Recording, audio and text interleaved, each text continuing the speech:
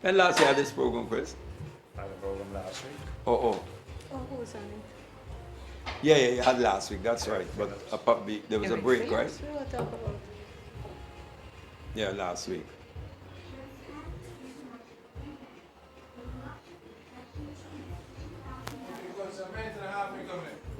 Minute and a half. You can tell me what you talked about.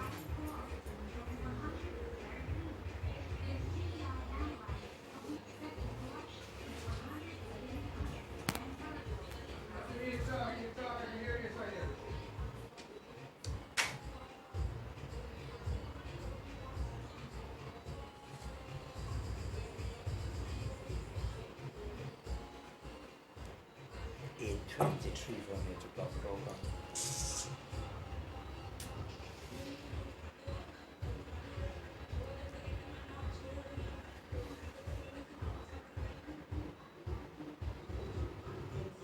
They should partner with somebody and get proper.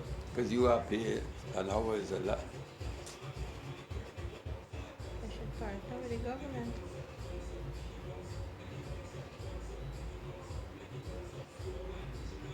No, from what I understood, they were disappointed happening, give them nothing. No screw them. Telling you. Not to screw everybody. She herself said it. Hmm? She told Mario. They ain't give them nothing. Stone Joe. Sorry, man. Good evening and welcome to Plain Talk. My name is Christopher Brown. Thank you for joining me. And my guest, Ms. Charlene Wilkinson, an old friend of this program, and Gerald Pereira, who has partnered with me on so many programs, adding spice and flavor. Charlene, you know, it's particularly good to have you on Plain Talk. It's been a long time. What have you been doing? Well, you just accused me of getting fat, but other than that, I've been trying to Let's keep what happened off the camera. do my best. Well, I'm at the University of Ghana still. I still get a little work, even though I'm supposed to sit down home in my rocket chair. And trying to develop a unit called the Guyanese Languages Unit. I remember that we met here 7 years ago, and the unit was not a unit yet, it was a working group, and there was a lot of hope around the building of it. I haven't been disappointed. It's hard work, but we're building slowly, and we're now an official unit at the university. So that's my work, in addition to doing my best to support Haitian migrants in Guyana. You know, we had some interesting times. People's Parliament, you recall that? I recall the People's Parliament, that was really a parliament of the few. It never became a parliament of the people. Well, it's much better than it was now. I mean, we're a civil society. That was civil society activism. Indeed. Where is that now? Where is that activism? That interest, let alone the activism, where is it? Where is it? It is that kind of activism I'm not seeing in Guyana at all. I may be accused of not looking in the right places. I know there is considerable activism in some of our indigenous communities around the business of environment. The furor to rewrite the Amerindian Act and to listen to the communities about what should go into that act. I am no expert on what is in the act, but at least I would say that there's considerable activism and appeals are being made to the government to please listen to what the communities are saying about what should go into that act. Because there's been a lot of discontent and I know incredible tensions around that whole act. But you probably need to bring the experts on board at some other time. Well, it is environment necessarily, and please join in, is the environment necessarily an Amerindian issue? Surely it's us issue. We are here on the coastline, below sea level, actively and aggressively pursuing oil exploration, leads to further global warming, Agreed. climate change, and possibility of serious rising in sea level. Well, This is not an Amerindian issue. no, definitely not. Chris, first of all, before we get to the environment, I agree. I like the concept of the People's Parliament. I love the idea of a People's Parliament, but parliaments were never meant to be of the people as such.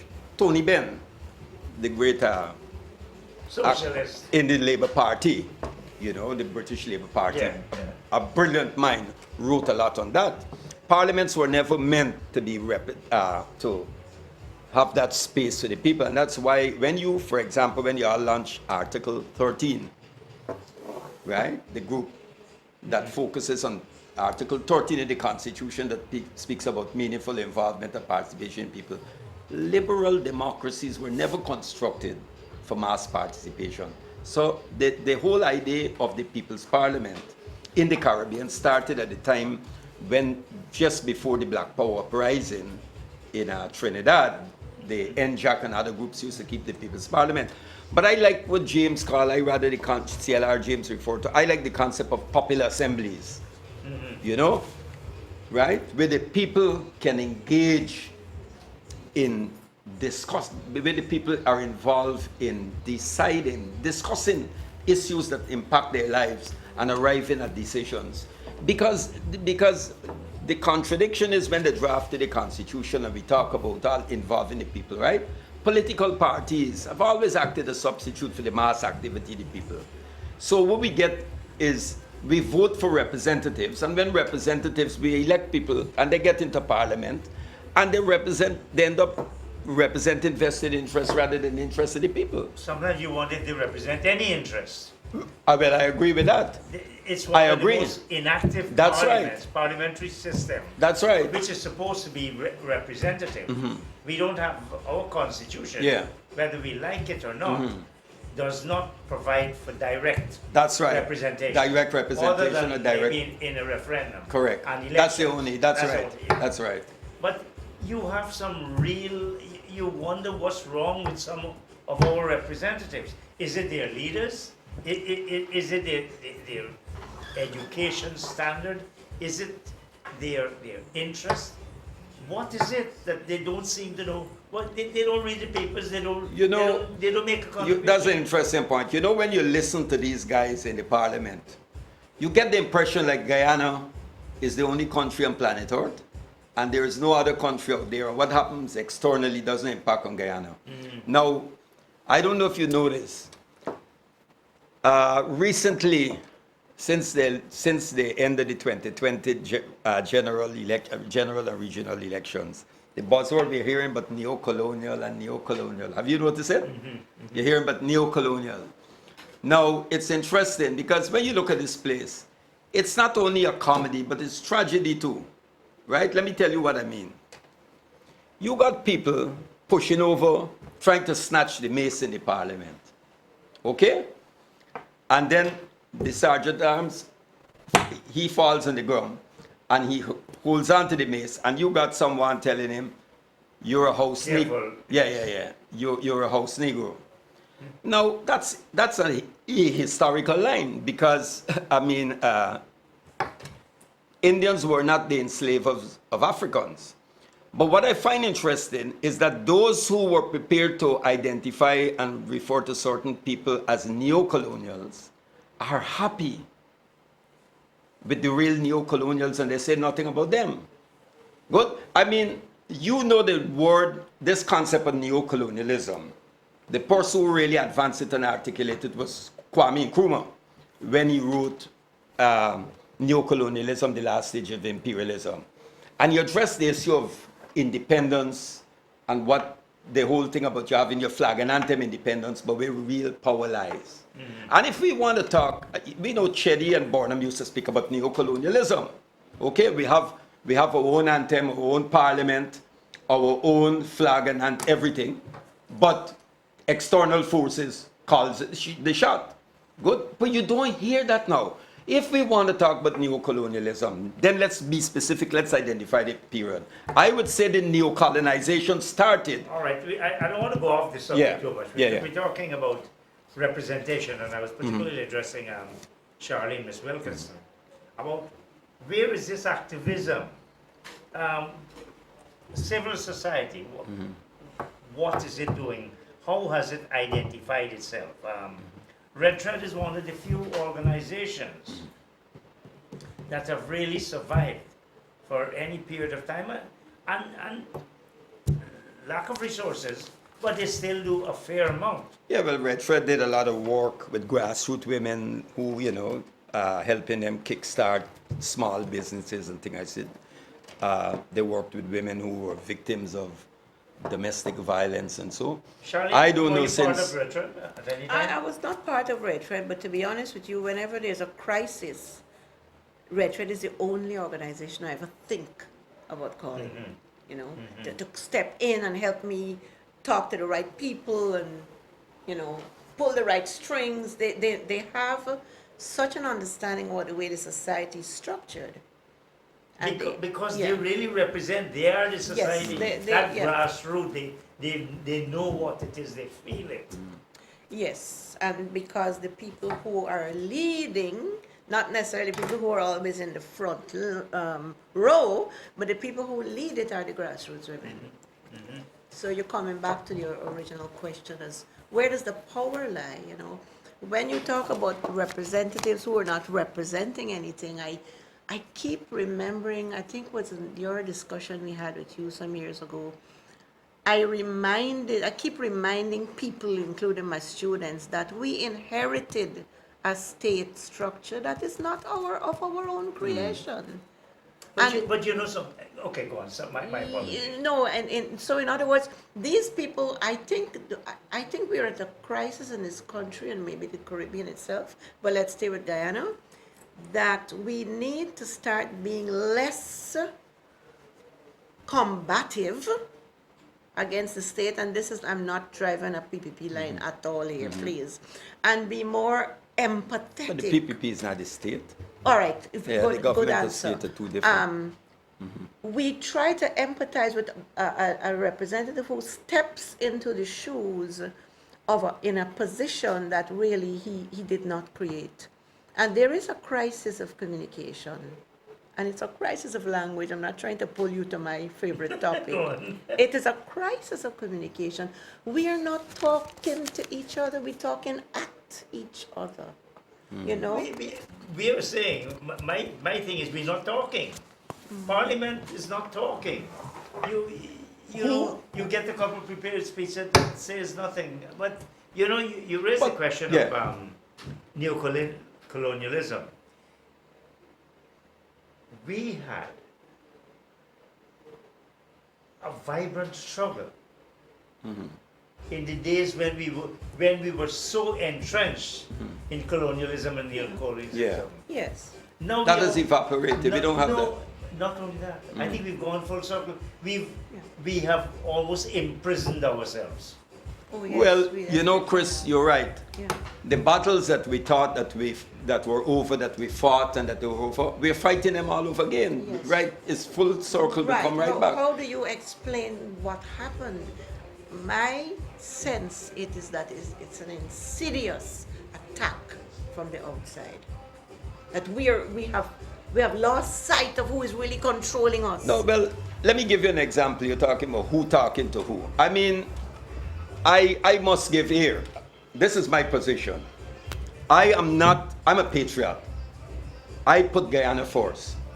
The interests of the masses of this country, I am more concerned with the interests of the people than any political party.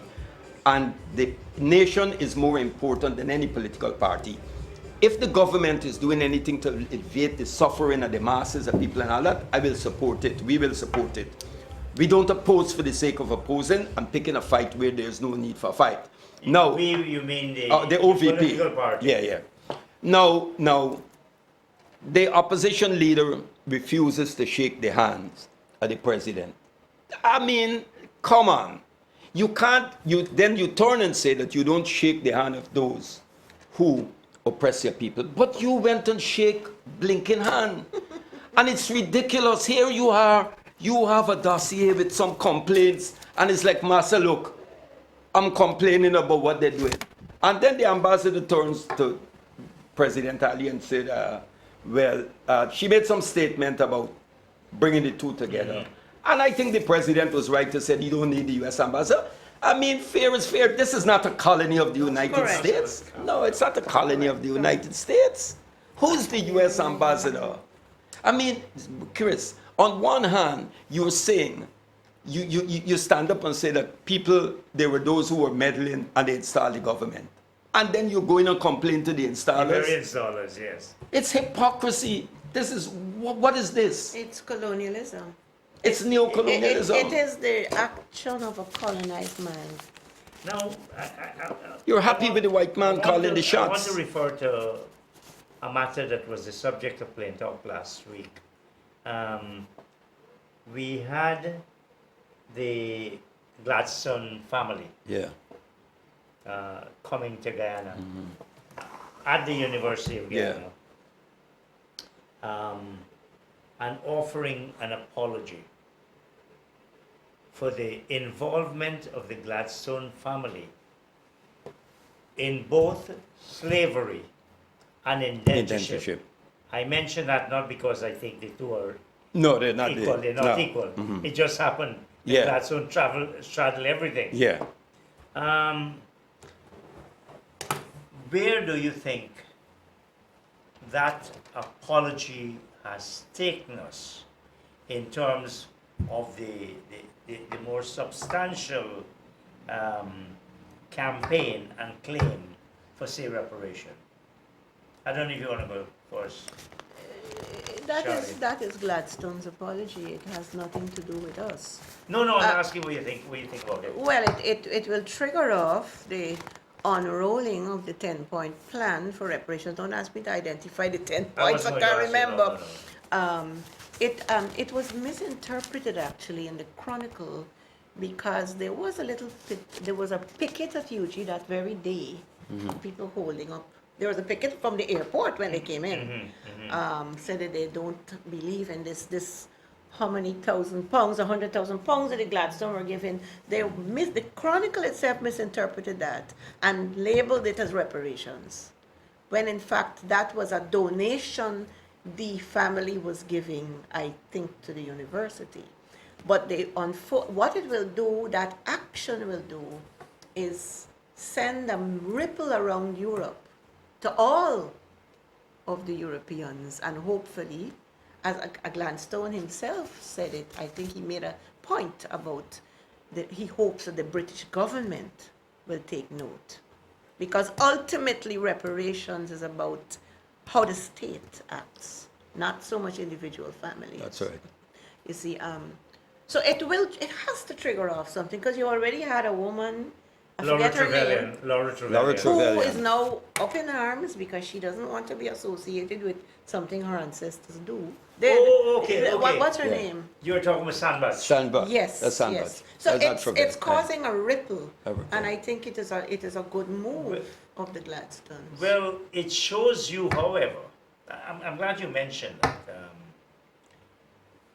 It shows you, however, that this apology is just coming individually, because if you Correct. notice, a couple days after, a black member of the House of Commons confronted Rishi Thakur, Yes. Rishi Sunak, Sunak, the Prime Minister. the Prime Minister. Yes. I said, well, will what an apology. He was not even prepared to go so far.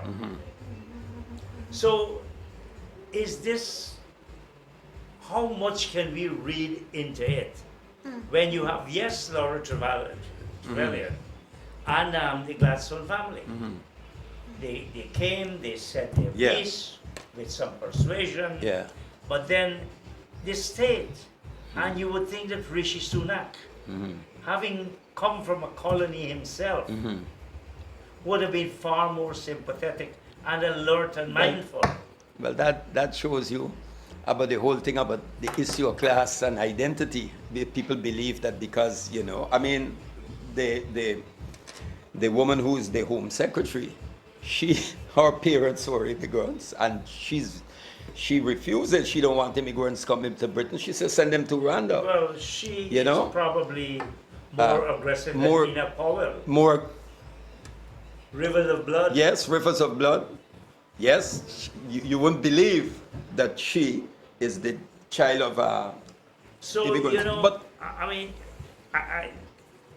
that woman, the sandwich woman said, I have nothing to do with my Yeah. forefathers. Let's understand, Sandwich was one that owned many yeah, estates. yes, So it was yes, Sandwich. yes, it's well Booker's. documented. Yeah. Sandwich Booker's. Sandwich Parker. Yeah, yes. This building, that Munishwar building. The Barclays was- were was- involved in the was- financing. Was Sandwich. Walter pointed out on how Europe and develop Africa. Lights, all of them. So, But But the thing is, if it doesn't result in a proper analysis of the conditions we are living in today, it will all be froth and bubble, and it will fither away. But- well, like if it's, most just, things. if it's just episodic, as Laura Trevelyan, a BBC Yeah. very, very respectable, reputed newscaster. But okay, it's episodic, see? Now Gladstone, and then what next? But getting back to you said the state. Listen, I wrote a thing about it when an article that was published all over, and then David Commission, Barbados ambassador to CARICOM, and he's chairman of CPAN, Caribbean Pan-African Network, Yes. of which I'm an executive member. We had a Zoom meeting up to today. David Cameron went to Jamaica. You remember former Prime Minister David Cameron? And he said, we are going to give Jamaica to build a money prison. to build a prison. bigger Yeah, prison. yeah, yeah. So we can send They back already them have a Jamaicans there who got serve long sentences in Jamaica. And he said plain, we ain't giving reparations. We could give you some aid, but not reparations. So Sunak is following in that. The British, we're in for uphill battle. And I am saying this, you're going to see it. They're going to split the ranks. They're going to break ranks. Because when Who's the they? the governments there are certain governments who will collapse under the pressure, because do you Which know pressure? from those who the countries who benefited, I'm not talking about the individuals, the persons like Trevelyan family and so, because the state, the governments at that time paid the slave owners for their losses, right? So what I'm saying is we have an uphill battle coming against getting an official apology, and these governments themselves now addressing the issue of reparations. Do you know the Americans at the World Conference Against Racism in South Africa in 2000 Powell was there, the general, and they got up and walked out. The U.S. opposed any issue of reparations.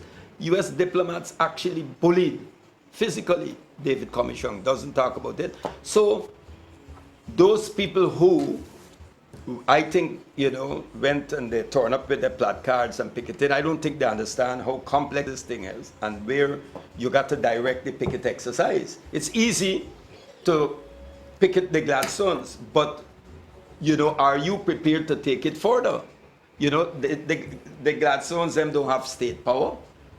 Well, the thing is, Gerald, if our people, and it comes back to an earlier conversation, maybe before we got on camera, about where the young generation is today intellectually, ideologically, if our people don't fully understand what the call is about, that the entire structure of international capitalism is what enslaved us, brought our other Guyanese Correct. here, if we don't get to penetrate, as the Rastaman would say, what the meaning of that is and what our responsibility is to transform that reality in light of climate change and environmental disaster that is beyond us now.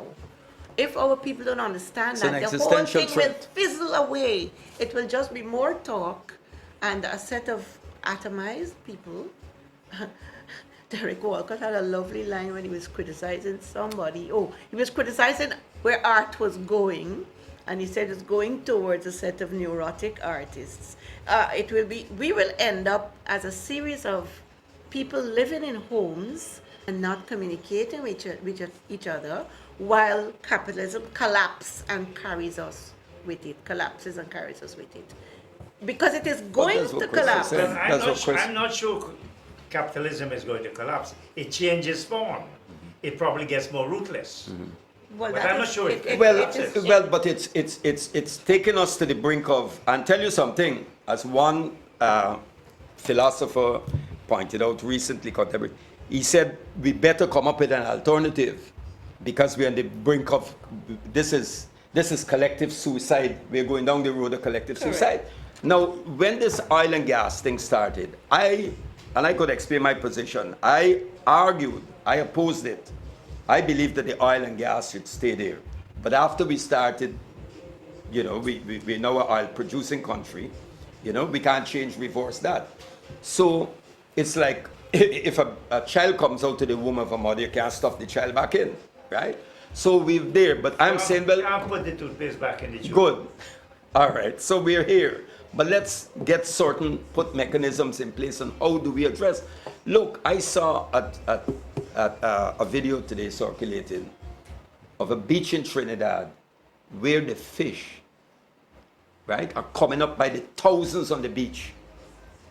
On the thousands coming up because the water is so hot that they're struggling to get, and people are catching them, right? This, you know, Castro addressed the conference years ago, decades ago, saying tomorrow is too late.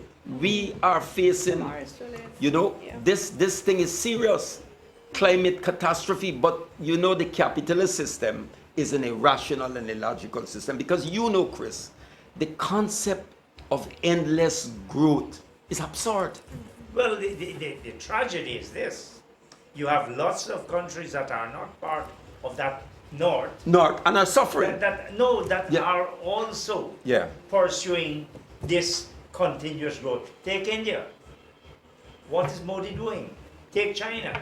They are- And China is suddenly shocked that it cannot continue. Yeah, but it's That- better that- to try and point to the countries Well, that are not pursuing it. Franz Fanon said in Who the is Wretched of the Earth, if you hold on to the tail of the drum, you know, do not follow the West But that who speaks is so not much of man. pursuing You that hold on to path? the tail of a drowning cow, you'll go down with it. And the problem with this Western concept of development, right? It's the very term development is contested. I mean, where are we going? I mean, India could send a rocket to one side of the moon and to go and study the sun. Sun, So, no.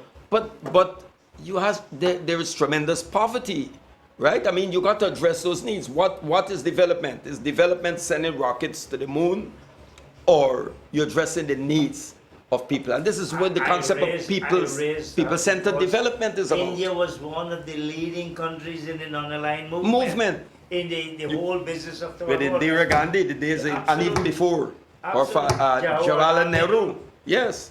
So, Yeah. so what went wrong? What happened? Well, there was a reversal. As he said, we went right back. Why? There's reasons for that. That's a large philosophical Yeah. all kinds of Yeah. debate. It's because we the people allowed it. We allowed it. Yeah. That's what it is. So once you surrender your sovereignty, once you allow politicians, you say, look, I'm just happy to go and vote every 4 or 5 years, and you give away your right to self-determination, sovereignty to politicians, then take what you get. All right, let's switch a little bit. In Ghana, we have been a country of migrants. We used to flock to Venezuela, flock to Trinidad. 50,000. Flock well, don't talk, but 50,000 New York and Guyanese Miami went to Venezuela. And London and all Yeah. the places. Now, traffic is The other going way. in the other direction.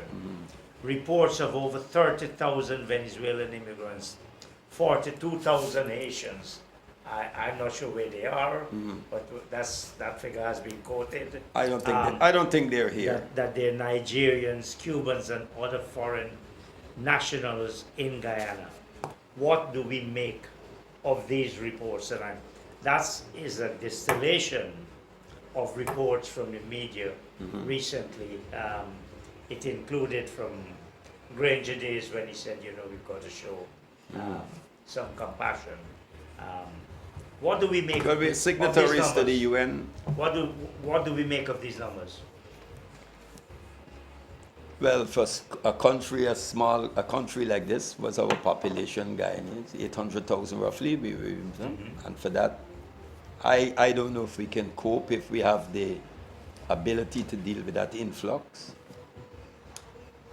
Well, but it seems that we have been coping because these are reports from you. But I checked out 40,000 Haitians? Yes. I don't think you could And 40,000 Haitians. No, in that's, there. that's what why they I said Yeah. I'm not sure. Sorry. A politician said we could only have found only 3,500 or 3,900 of the 42,000 Haitians. have left, who entered Ghana, Guyana. have left Ghana legally. Where are they? What about, as I said, the 30,000 Venezuelans, the Nigerians, Cubans? I want to comment. What do we make? Well, go ahead. I want to make two comments. go ahead. If I were a mother and I had 10 children and I had so much rice in the pot, I will make sure that all 10 children are fed. And as CARICOM leaders, right?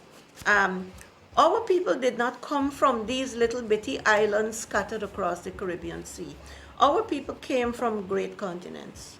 And our people still have continental consciousness when they sit to contemplate. The Haitians who freed us from slavery are now the pariah dogs of all the Caribbean countries. There are only 2 countries in this entire Caribbean that has not slapped the visa No, but requirement. my question is, we get to the Haitians.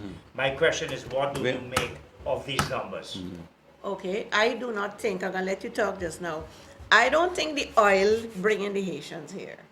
The CARICOM revised treaty opened the door for Haitians to travel. Haitians genuinely want to get to the United States where they could find work. And they found a route in the same way that Harriet Tubman found a route to take the slaves out of slavery. The people who they're calling smugglers or traffickers, very, very bad, deliberately wicked definitions. Yes, they're doing it for No, but money. I think you're jumping over. No, I'm jumping no, to what make I'm doing, the point. I'm asking you, what do you think Okay, of these numbers? you may And say- we'll get to All this right, issue. I'm saying that people may say that they're coming here because they're seeing us as a potential oil-rich country.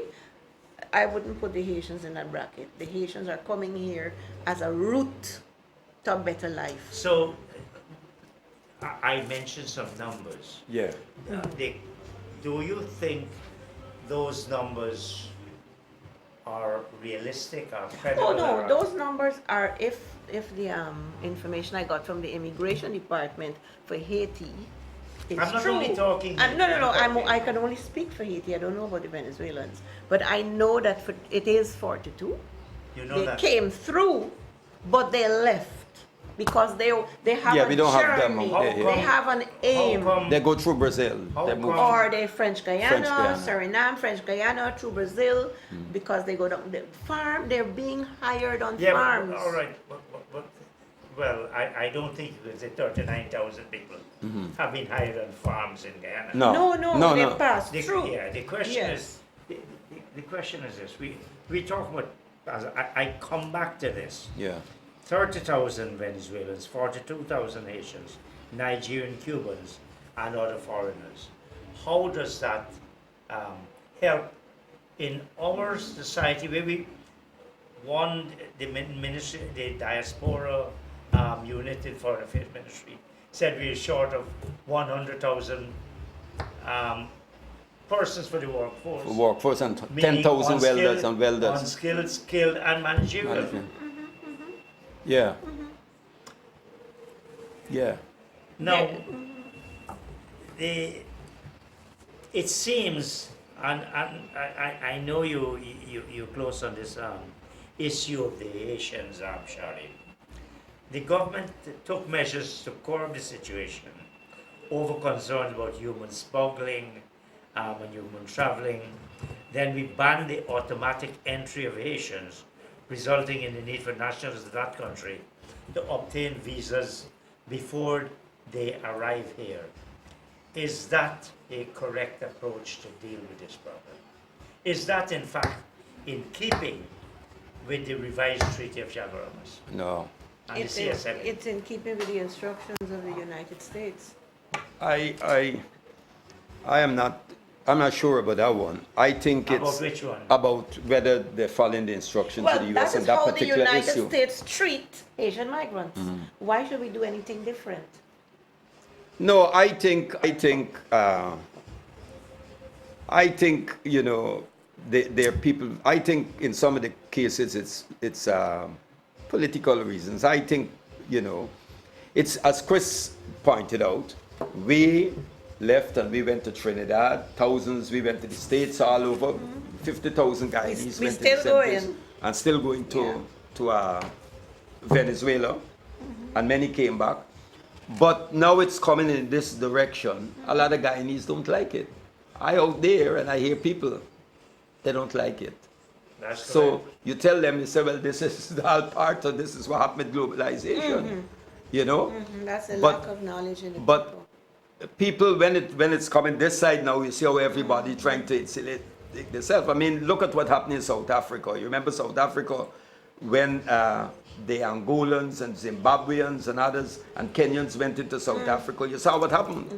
There were riots. Yeah. And Julius Malema had to tell them we're all Africans on these borders. Correct. Look, But we just saw that fire in Johannesburg. Borg, with the The immigrants, 74 people who Died. died were not South most South African, Africans. they were migrants, correct?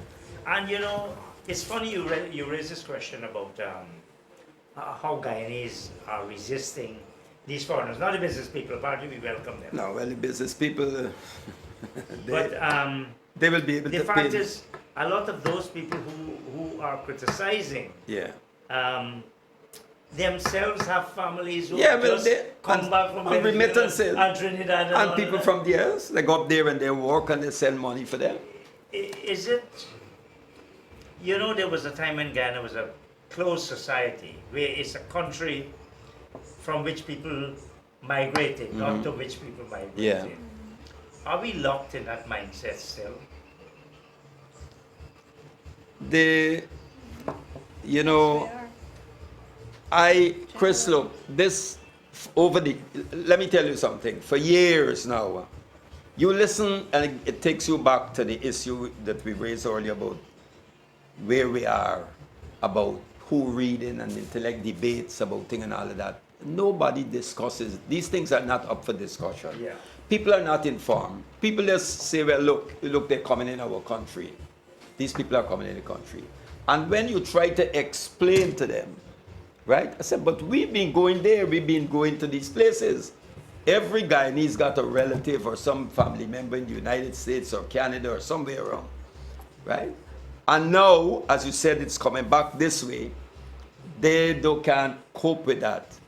And there are those who are saying that, well, it's different, we don't have mechanisms, we can't cope with this, we're a poor country, we can't have that influx. So we have mechanisms Of- for people who come and rape our natural resources. We do have mechanism for that. And- They got mechanism And for where are that. those mechanisms? Well, Trotman In will the- tell you about that. In the logs that are going out, Trot- and the yeah. coal that goes Yeah, out, yeah. and Yeah. the oil is going Yeah, out.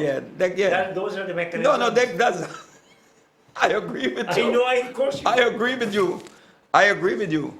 So Yes. we are concerned about Yes. the individuals, and Yeah. you know, you have to think about you. Yeah, but not corporate capital. No. No. But my question, and I wanted you to answer that question directly. This imposition of the visa requirement for Haitians entering Guyana, is that consistent with the CARICOM roles. No, I don't think it is. And is it the correct approach to the problem? I don't think it's the. Well, you're asking a question of morality. Of course not. No, Is I'm it- asking whether it is consistent Oh, No, in it's terms not. of with the the law. treaty. Yes. I think there is a little fine print in the treaty that Treaty that does they allow twitched it. it. I So was- why don't, okay, I see what you're saying. Yeah. Why don't we say that of anybody else? Why don't we say Right. that of the Venezuelans? Yes. I'm not sure that the Haitians pose a great security risk. You have a border issue Yeah. with Venezuela. Well, I think everybody knows the answer to that question, right? I don't need to discuss it here. Even the most uninformed Guyanese knows that the U.S. has I a think- vested think- interest in making the Yeah, Venezuelan on the neo plantation is no different from the old plantation. So for stratification along color and class and all of that, they would more up for to have the Venezuelans. Well, you know, the bottom line is, Chris and Gerald, poor people. Chris, the majority of Venezuelans who are here. You're interrupting. You're Sorry. cutting me. Sorry. Poor people does always find a way. You see?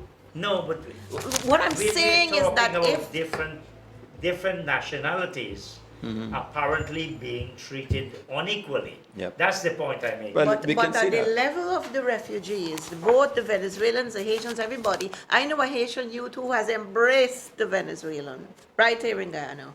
He helps them with language because he knows a little Spanish. At the level of the refugees, there is a solidarity brewing at the level in the streets of Guyana, in the farms, wherever they find work, in the security firms. There is relationships brewing there at the level of poor people. No, but I am asking about at the official level. Well, That's but what you- I'm. well, the official level is completely clueless about how to handle the situation. It couldn't have been going on so long and nothing. There is no great general CARICOM plan to help to break down those national borders imposed by the colonists so that they can build a truly united CARICOM where, as you say, everybody, there's a labor shortage here. Haitians are some of the most skilled people I've met because of what was laid down after that revolution. I've met many, I've not met a Haitian individual who is not skilled at what they do and who has an incredible work ethic. Yes, you might say the immigrant always has a better work ethic than the people at Well, home. not only that. I think every country has its skill and so on. Yeah. But you know, this is not a program about Haiti, but Haiti is a country many people don't want to touch. That's the reality. That's true. The capital city is taken over. It's not under control of the state. No, So absolutely not. there are serious issues. The state has That- weak. that The state is. That is not weak. The necessary. state can't. We need to speak differently because, at a different program, because there is another set of information coming out that the state is deliberately allowing that to happen. Well, but it's happening. It's That's happening. The that's death the question. Is it's squads, happening? the death squads have been created by the U.S. and the Haitian state. Well, I. the fact is, if the Haitian state accepts the responsibility for its border, then it can't then say that, oh, it's the US that is creating this. All I'm saying, countries are afraid. The United Nations, and you know, who will put their troops and the boots on the ground See, in Haiti? this is the big debate. This is the issue that people have been grappling, activists have been grappling. You have Haitian activists who are living outside of Haiti, who are saying, but we don't want Kenyan police there. Yeah. They don't want this. Okay, right? But the US is behind the scene pushing things. But you say you When I don't. say pushing things. Well, when I say pushing things, the U.S. is definitely, there is a thing where there is evidence that Jamaica and Suriname is trying to do end up in some arrangement with the Americans, right, to get CARICOM leaders on board U.S. aircraft and go into Haiti. I'm telling you from good sources. As an American, the Americans want to somehow call the shots here, right? And No, but you mentioned Jamaica and Suriname. Surely, we as CARICOM countries and Haiti having that special relationship with us, they don't belong to the CSME, but they belong to the wider. Why should CARICOM not take the lead in this matter? Well, let me tell yes, you but what we're the saying great- CARICOM is taking the lead. The great Jamaica, who's one of their leaders, I think it was Bruce Gordon, went in to be one of the, what's the word they use? The special leaders to discuss and to help Haiti. 37 Haitian refugees landed in Jamaica in July, and the government of Jamaica moved swiftly to order a deportation. And they were about to do it when the human rights lawyer that we work with, Miss Aline, immediately stepped in to say, no, these are asylum seekers and we have to treat them as such. And they had to admit it. No, all right. But you see, what I'm getting at is why don't we as CARICOM do this as an organization? But CARICOM is... And if we then take that kind of role, we can say, look, we will ask who and who should come. Yeah. But, so What it's I've been picking up is, of course, CARICOM is pushing, right, for a CARICOM intervention and for Haiti, the issue to be addressed by CARICOM. But there are countries that are breaking ranks, already breaking ranks. Suriname and Jamaica is going with an American agenda. What is Guyana's attitude to I- the whole business? Well, You're mentioning Suriname. Yeah, but Guyana seems to be standing, from what I pick up, Guyana standing with the rest of CARICOM. It's just Jamaica and Suriname seems to be going and calling for an American inclusion in this thing. Right? So tricky. So, you think CARICOM, forget the US, there are other countries that you may want to call on whether they come as an order, and we don't want Wagner from Russia. we want Blackwater. Until you can get upset. Blackwater. Why shouldn't we take that? Why shouldn't we take that? Well, let me give Jamaica, Suriname a little thing. Look with Jamaica there, and look with Haiti there, right? Good. Look with Suriname there, because the first step they make when they come here with the visa is to go with the Haitian people, is to hit Suriname, to French Guyana, and then out to Europe or the United States. No, but we're talking about why they... No, I'm talking are about you why saying those two countries are getting a little nervous. How are they going to handle 12 million people? The greatest population right now constitute the Haitian people. Haiti has more people Right. than all The the When you rest- say 12 million, of course 12 you don't- million Haitian people. Of, well, And on that island, right? Imagine that, the little piece of rock. The rest I'm of not us... sure about that number. No, it's correct. Well, Does it I'm not populate? sure Google about it. that number. Google it. You could Google Yeah, it anyway. right now on your phone. No, The no. rest of us added on is 16 million. Right? Jamaica is already an overcrowded So you're saying island. Jamaica should ignore it? I'm saying that if we act as isolated little rocks in the sea, and we feel nervous about our constituency, the thing of vote for me next time, if we let in all these poor ass people, right? Sorry.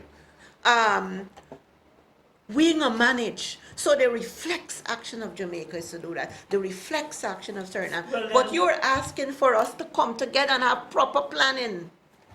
If the people of the Caribbean leaders can't even plan for the little self. All right, let's go on and let's move from Italy. But Chris, This situation, these numbers,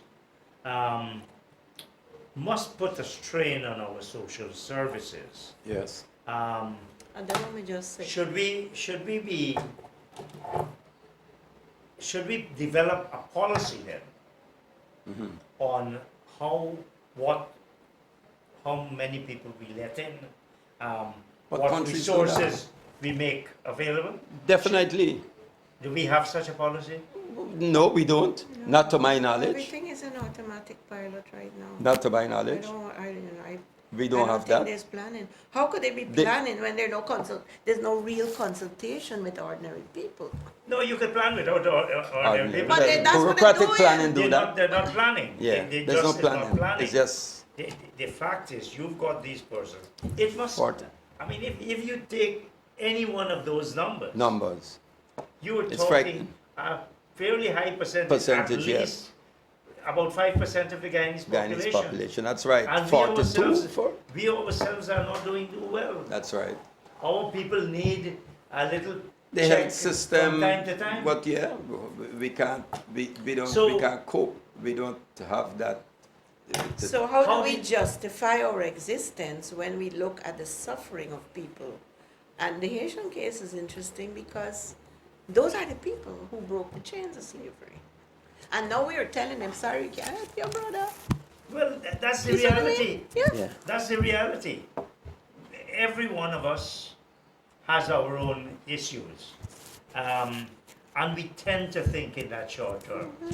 Clearly, Haiti is an issue which would concern all of us. Yes. But you know, sometimes when there's a serious, intractable problem, you think, let us shut our eyes. And it's going to go away. It's going to go away.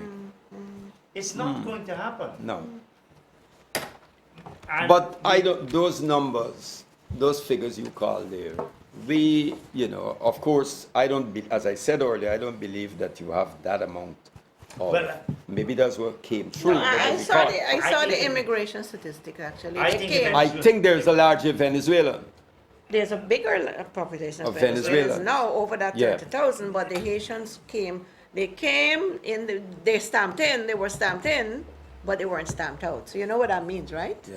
Harriet Tubman, 21st century Harriet Tubman, carried them out. now, There's a difference They're- though. Harriet they're- Tubman then carried out people for money. This is Yes, that's racketeering. correct. But do you That's- have absolute evidence that she didn't? No. Well, She had to No, live. no, all no. right, let's not. But she had to No, live. none, She had to none live. of, Now we're She gonna had get to into live. that. none of us I can don't find even the get into that. evidence. Good, Let's good, not good. pretend we can do so. There were Guyana philanthropists is who also faced. financed that. Guyana is Well, also get some faced. philanthropists or finance. Uh-huh. Guyana is also faced with a situation. There are rules how you should deal with immigrants, whether they come in legally or illegally. Do these numbers pose a threat to us? Of course. Of How? course. How? Well, look, we first of all, this country, our we got some very fragile institutions in this country, right? We can't monitor. We can't even. Our borders are quite porous, Chris. We can't even. You got gangs that come through. What's the gang name? Some Venezuelan gang. Yes. We have gangs that cross Sindicato. over with heavy Sindicato, metal, that's correct, syndicato, yeah. and all these gangs coming and all of that are going. And we can't even secure our borders properly, right? We don't know who's coming in. Well, and the health care, our health, these people, if they're coming in, they can't go and seek medical attention, for example, at the private hospitals, which means they will have to go to the public hospital. The public hospitals are on they're not up to. You know, Charlene raised a good point. Charlene raised a point about the Amerindian. She started talking about the Amerindian Act. But when you think about it, and you look back at the Granger period and so on, a lot of these people went into Amerindian communities. Yeah. Now, that could, if you have that kind of concentration, that could create a serious imbalance within communities. So I agree. It might look like it's 5% across the country. Yeah. But if they concept. they are restricted to the smaller regions Yes. that have only a total of about 20 20%. percentage points, That's right. then you really You're in trouble. you're inviting some serious trouble. Yeah. A time bomb. Forget about But Region there's 4. another way to look at it, because the Venezuelans that ended up in Kabakaburi from the trek, the unofficial trek to Kabakaburi, were welcomed and cared for by the residents of Kabakaburi. Yeah, but we they still- were Warao But people, that's they what were he's saying, that- Amerindian Yeah. people. You know, But when they become embedded when they become embedded in those of course, communities. You're right. What is the problem from them being embedded in the communities? Well, the whole business, one of the things that we talk about the Shift the Amerindian Act dynamic. is it shifts the dynamics. Dynamics, it They does. are trying to preserve Yeah. their control over certain areas. And with this importation, I mean, look. No, I they- see what you're getting at. They're saying even coastlanders Yeah. coming to In there. must get some permission, Yes. and they must be restricted. Yeah. Now you're bringing And that's people right from here. thousands and thousands. Into There those must be areas. implications. Yeah.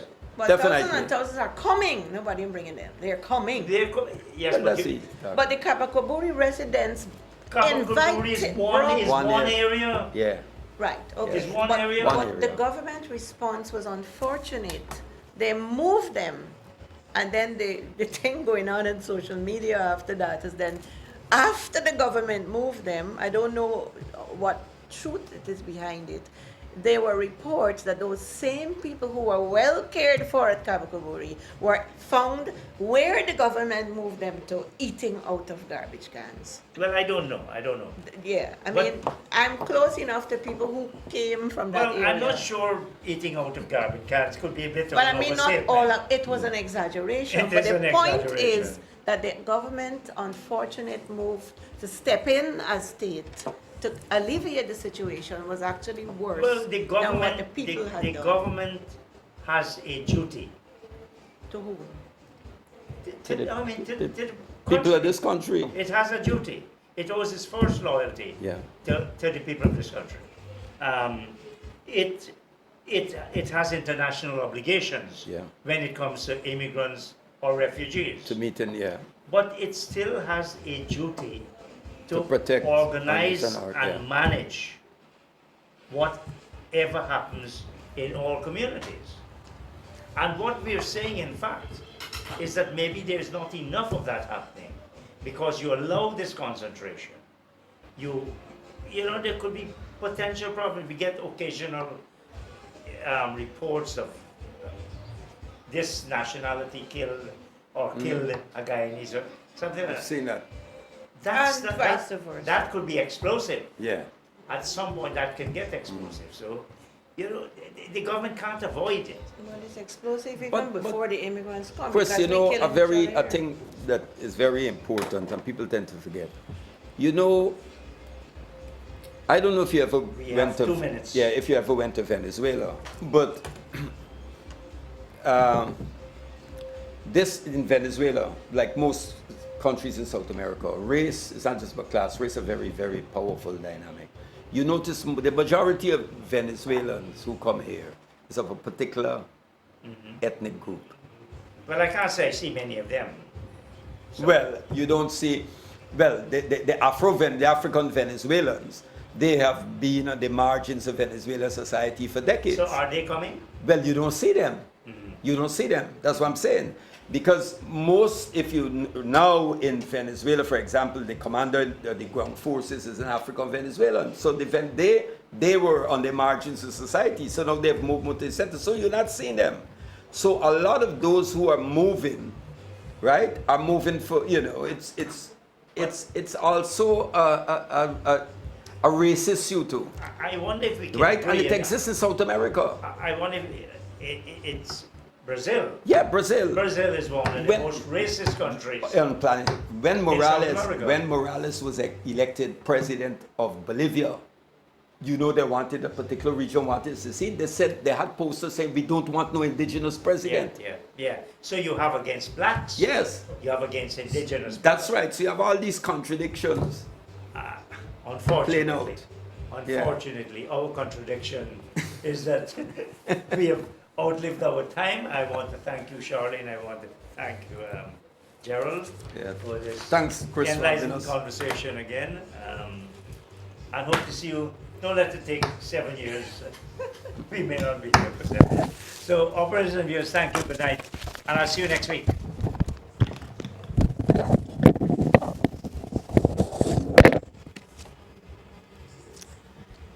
You see, part of the problem. You open a can of worms, you'll be having a different. The government, we don't have proper statistics. No. And which is They're why, not- look, They don't I know would what's in not have quoted these figures had I not gone